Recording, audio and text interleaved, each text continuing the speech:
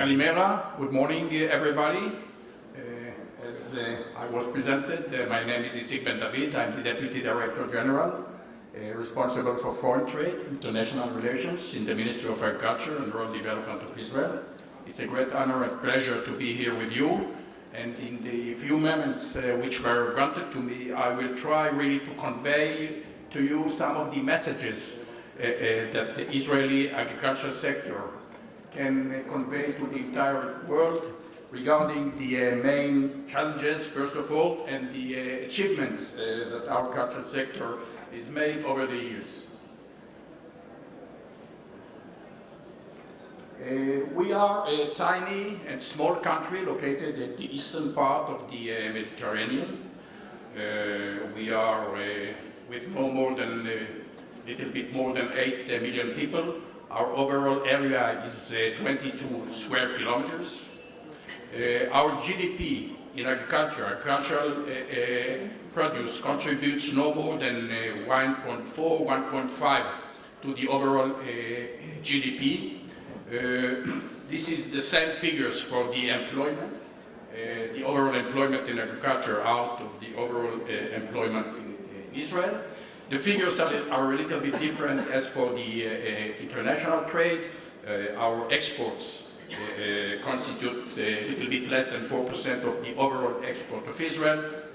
Our imports of food, a little bit more than 7%. Generally speaking, Israel is a net food importing country. We export food for more or less $2.5 billion a year, and we are importing food for more than $5,000 billion per year.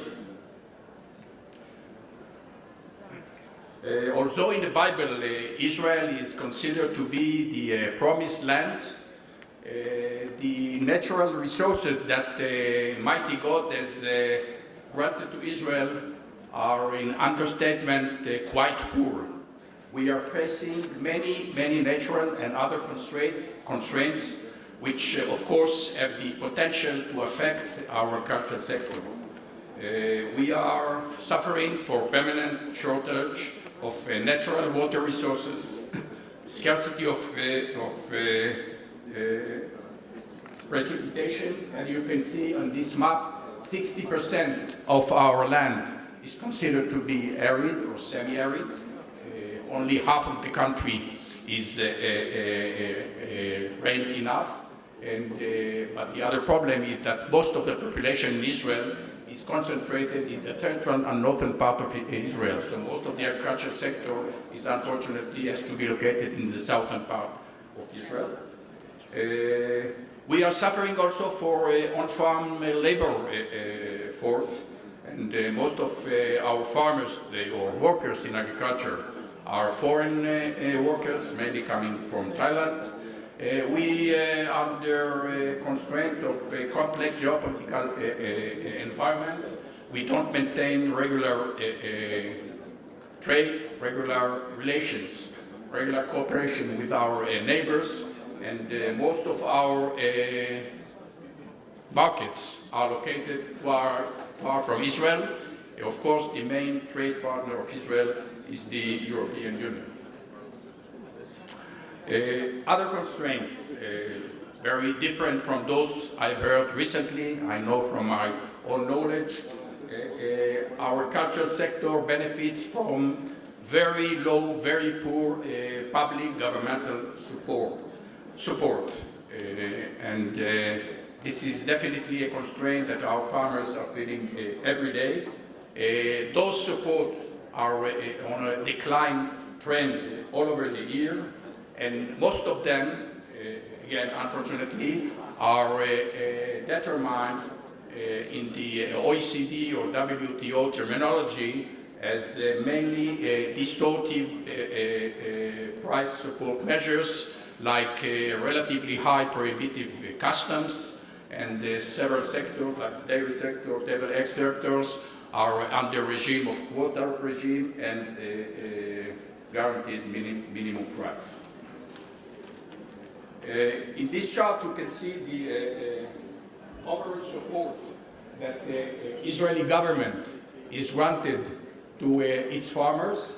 You can see here Israel is in the blue column, compared, for example, to the average overall financial and economical support granted to OECD members, and the overall support that is granted to the EU member states, more or less twice the overall support that the Israeli farmers benefit from. And again, unfortunately, this is a permanent trend over the year.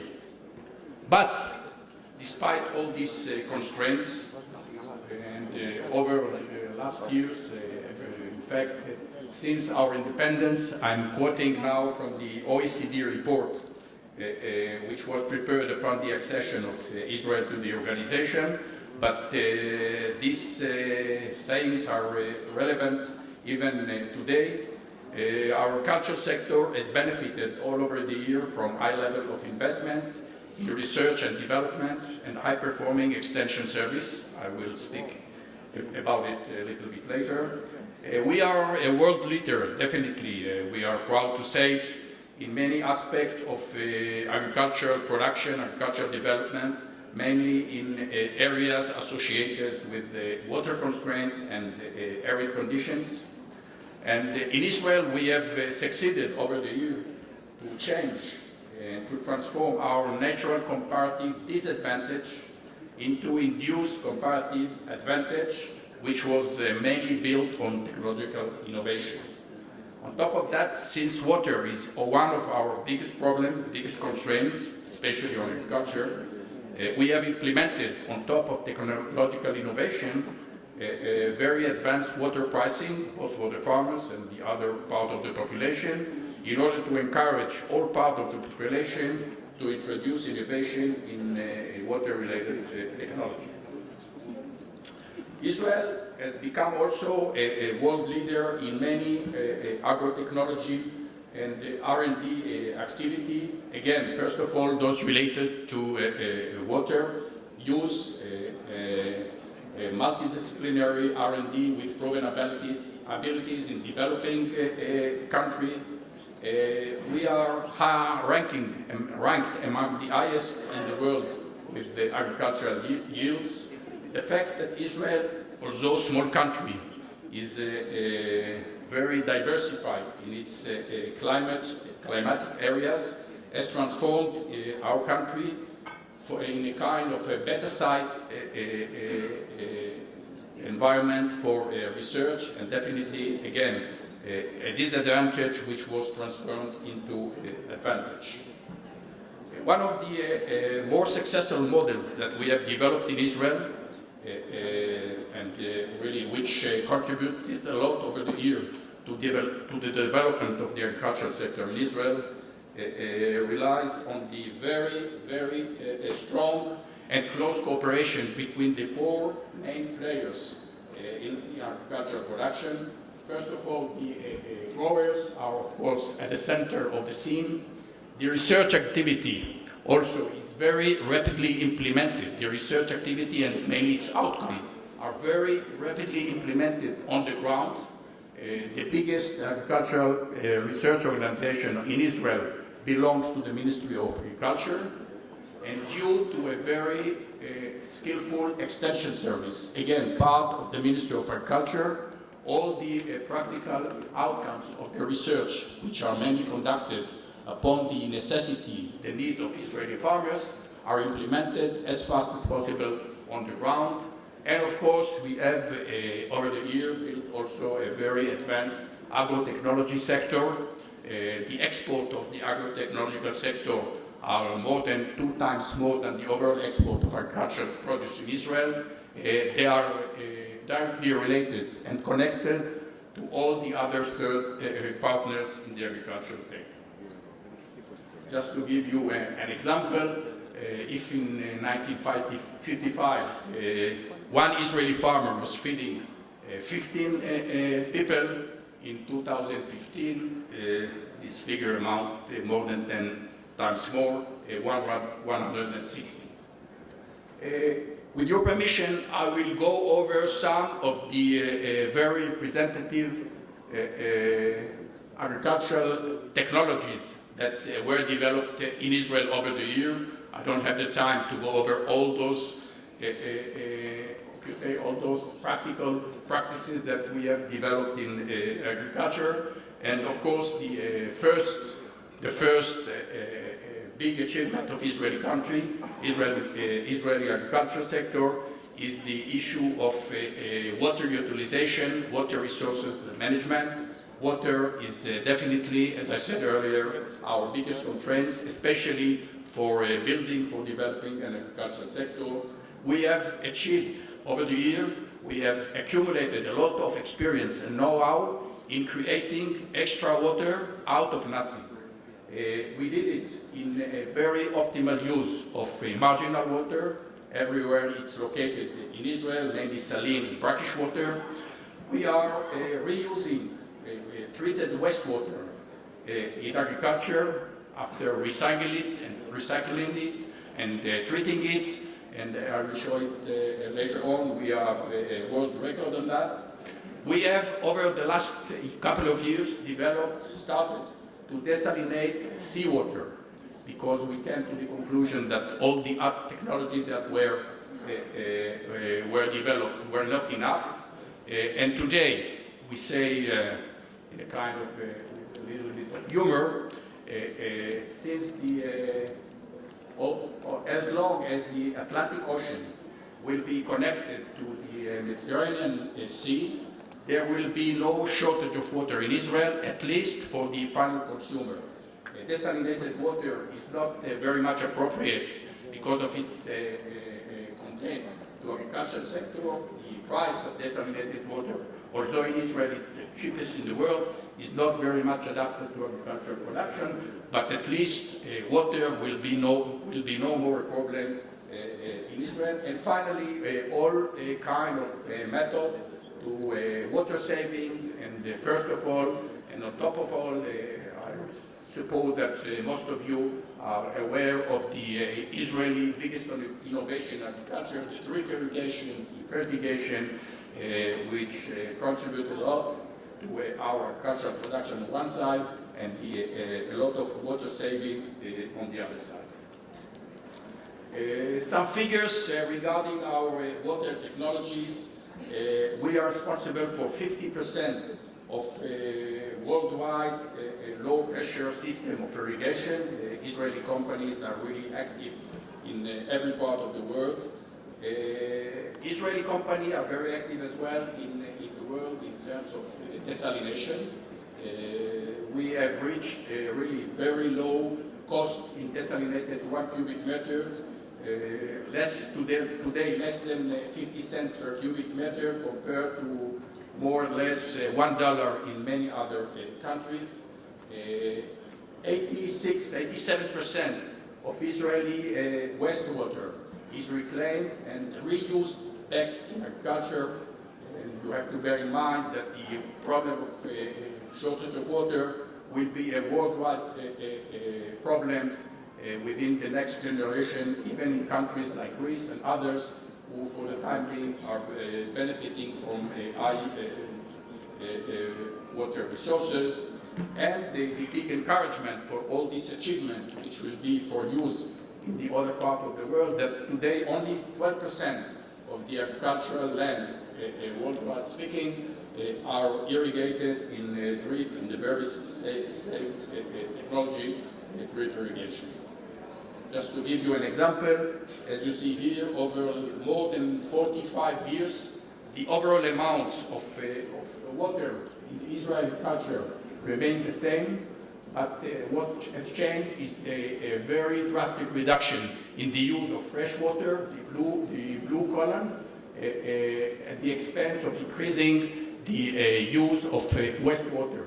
Today, marginal water in agriculture, wastewater, salty water, reach more than 60%, and the trade is increasing on.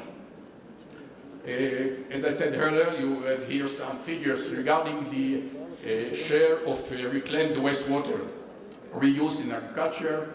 Israel is holding the world record with 87%. Spain is coming second after us with only 17%. Needless to say that this measure is not only for increasing the overall amount of water available for agriculture, but it has also very specific and very important environmental impact in order to channel the reclaimed water to the seas, to the rivers. They are reused in agriculture, of course, under the very strict criteria of Ministry of Health and Ministry of Environment in Israel. On top of those technologies of saving water, in Israel we are doing more and more use of what we call, it was mentioned earlier, precision agriculture. And here, together with the aid of thermal cameras, we can distinguish either from cranes which are located on the field, or from drones, or even from satellites.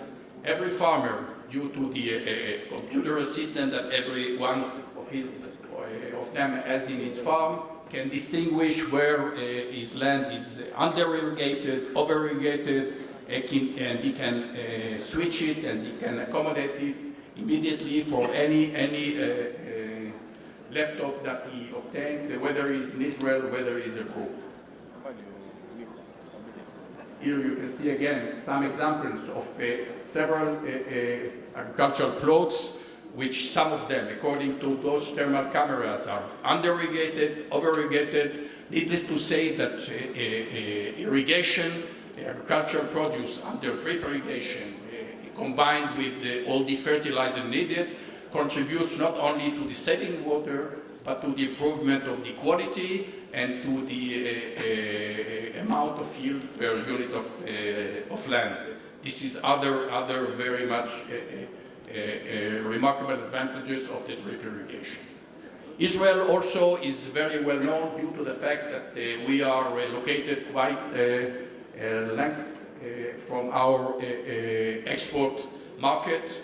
We have invested a lot in developing post-harvest technologies, and as all the world biggest organization predict, and 1/3 of all food today is lost, and this problem or this phenomena will be aggravated over the years due to the fact that the overall amount of land and water resources available for agricultural production will be reduced, and the number of people who will need to be fed over the years will increase permanently. So Israel has developed several technologies regarding the extension of shelf life of the products, starting by the breeding activity of a product that we are breeding. We have developed special packages which conserve both the nutritional and the qualitative aspect of the produce on their way either to the domestic market or to the export one. We have tried to do all this, to develop all these technologies to be complied with very strict environmental criteria, and of course we were in the past still exporter of flowers. We have done several works on this regard as well. One of the other aspects related to the extension of shelf life and the contribution to the decrease the loss of food refer to the technologies that have been developed in Israel as far as the conservation, the stock of grains. Israel is not a grain producer. We are importing 90-95% of our grains, both for animal feed or for human consumption. But due to our complex geopolitical situation, we have to keep at every moment in Israel minimum stocks of security in order to guarantee our people regular supply of food. And therefore, it was a very important task to develop technologies and to reduce the loss of grain. And again, in this regard, Israel has reached technology which contribute to a very small loss of grain during peak stock, that no more than 0.5%. All this technology, for example, are being transferred, of course free of charge, by our governmental agency to many grain producer countries, mainly in Russia, Ukraine, South America, and even in America are using those technologies. The last sector that I would like to highlight a little bit, which reflects very much the very advanced level of Israeli technology, is the dairy farmer sector, on which we are very proud. We are fully self-sufficient in our dairy production. We have two types of dairy farms in Israel, big cooperatives, one by the name of the kibbutz, which produce between 10 million to 12 million liters a year. The other type of farms are the family farms, which produce up to 5 million, 6 million liters per year. Israeli cow has the world record of milk per yield, 12,000 liters per cow. This is an average. Of course, some cows are a little bit under this figure and many other above this figure, with very reasonable content of food and protein. The Israeli research system, which is mostly applicable research, is based on three main aspects. Genetics. In Israel, we are producing our dairy, our milk, from the traditional European Holstein breed, but over the years we have adapted this Holstein breed in Israel to get better adapted to the very harsh climatic condition of Israel. And even in the hottest areas of Israel, those figures of milk per cow are obtainable. We have developed a computerized technology of management the earth, and referring to the former presentation, Israeli dairy farmers can be at his home, out of his home, even being abroad, with his laptop, is able to have everything, every moment, every detail on his dairy herd. And of course, we have developed also special technology of nutrition, mainly to reduce the cost of those nutrition packages for the dairy farm, because again, we are importing all of our consumption of grains for animal food. This is some figures, chart which showing the economical reform that our dairy sector has gone through over the last year. You can see on the red lines show the average production per dairy farms over the year versus the decline in the number of dairy farms, combined the big cooperative, kibbutzim farms, and the family farms as well. The Israeli cow is the best animal on earth, which is 24 hours a day, 365 days a year, is monitored, controlled, better than every human being, either in Israel or abroad. You can see that monitors are adjusted to every cow, and all aspects of cow behavior are all the time monitored in order, again, to follow up the situation, the physical situation of the cow, and finally to obtain, for economical reasons, the most optimal milk kit with the most optimal fat and protein content. So again, this is our sensors that were developed by two leading Israeli companies. I suppose that two of them at least are already present in Greece as well. Other aspect of dairy sector, I mentioned it, the very advanced technology of production feed for the farmers, mainly concentrated in regional feed center. Those feed allocated to the farms are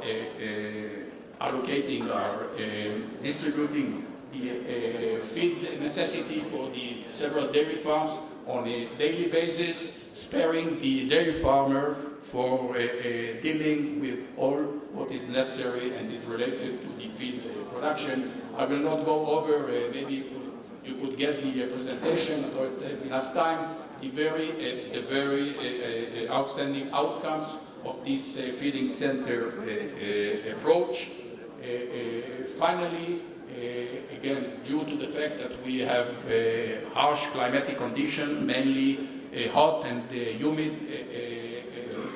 humidity level in summer, in most period of the year, we have developed special technologies, architectures for the dairy farms, allowing an optimal ventilation for the farmers in order to relieve the heat stress out of the cows, and combined with cooling and watering system as well. So by that, I will finish. I have a lot of other examples to give to you, but unfortunately time is not allowing me. Israeli technology can be exported worldwide, and we will be very happy to share our know-how with Greece as well. Agriculture is our culture from biblical time until today. Thank you. Thank you.